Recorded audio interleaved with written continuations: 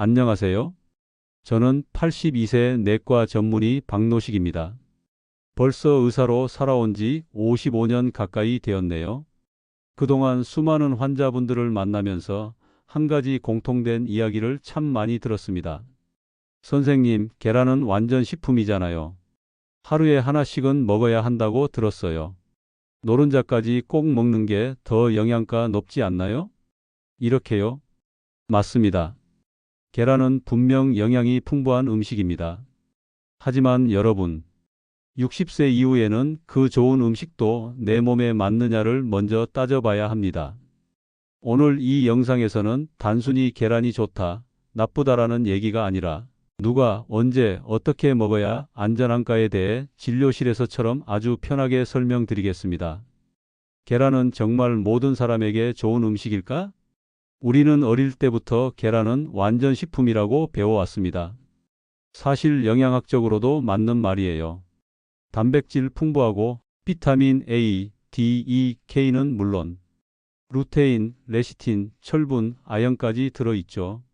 그런데 여러분, 여기서 중요한 건 내가 몇 살이냐, 그리고 내 몸 상태가 어떠하냐입니다.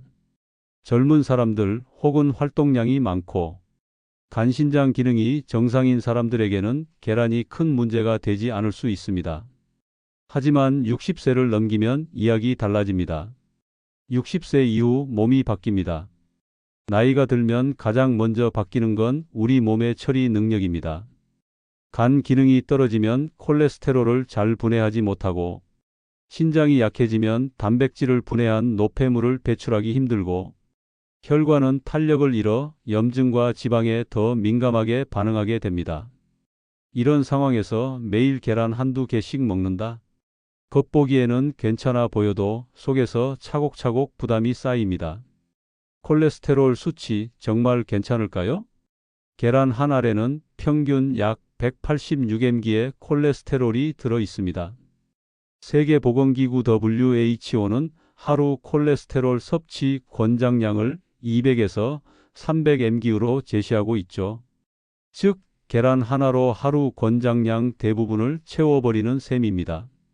그날 기름진 고기나 국물 요리, 볶음 반찬이라도 더 먹게 되면 혈액은 끈적해지고 혈관은 점점 좁아지게 됩니다.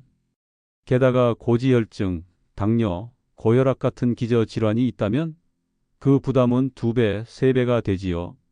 실제 사례 1, 74세 박정숙님 수원. 박정숙님은 아침마다 계란 프라이 2개, 밥 한 공기로 식사를 하셨습니다. 단백질 보충도 되고 입맛도 좋다고 말씀하셨지요. 하지만 어느 날 건강검진에서 요산 수치 상승, 신장 수치 경계선, 심지어 단백뇨 증상까지 확인되었습니다.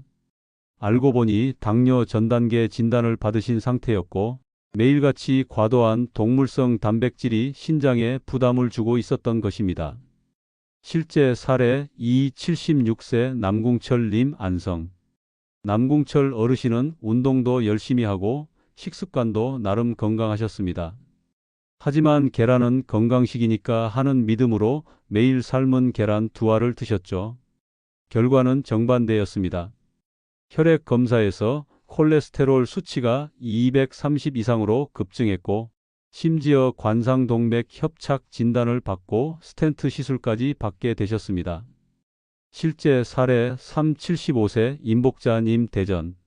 임복자님은 계란이 좋다는 말만 믿고 아침 계란 2개, 점심 생선구이, 저녁 고기 반찬까지 단백질 위주의 식사를 하셨습니다. 결과는 기력은 떨어지고 몸은 부대끼고 결국 당화혈색소 수치가 높아졌죠. 식단을 바꾸고 두부, 콩류, 흰살 생선으로 단백질원을 다양화한 뒤 3개월 만에 혈당 안정. 계란 하나로 이렇게 몸이 달라질 줄은 몰랐어요 라며 스스로도 놀라워하셨습니다. 자주 묻는 질문들 오해와 진실. 노른자만 빼면 괜찮나요? 일정 부분 도움이 됩니다. 하지만 노른자에만 영양소가 몰려 있기에 그만큼 콜레스테롤도 함께 들어있다는 사실을 기억하셔야 합니다. 유정란은 일반 계란보다 낫나요? 유정란은 사육 환경의 차이일 뿐 콜레스테롤 수치나 단백질 구조는 거의 비슷합니다. 삶으면 콜레스테롤이 줄어드나요? 아니요. 조리 방법에 따라 콜레스테롤 흡수율은 달라질 수 있지만 포함된 양 자체가 줄어들지는 않습니다. 계란을 대신할 단백질 식단 제한, 대체 식품 장점, 두부 소화 잘됨, 저염식, 저지방, 흰살 생선 도미, 대구지방 적고 단백질 풍부, 병아리 콩 렌틸 콩식이 섬유 풍부, 혈당 안정에 도움. 삶은 병아리 콩 김가루 무침 고소하고 씹는 맛 좋아서 어르신 입맛에 잘 맞음. 오트밀 바나나 아침용 식물성 단백질 식단. 일주일 식단 캘린더 예시. 월요일 두부조림 야채 무침. 화요일 반개 삶은 계란 된장국. 수요일 흰살 생선 브로콜리. 목요일 콩비지 찌개 현미밥. 금요일 두부구이 시금치 나물. 토요일 병아리콩 무침 미역국. 일요일 오트밀 바나나죽. 이렇게 계란은 주 2회 이하, 그 외엔 식물성 단백질을 고르게 섭취하는 것이 이상적입니다. 조리법과 보관법 꿀팁.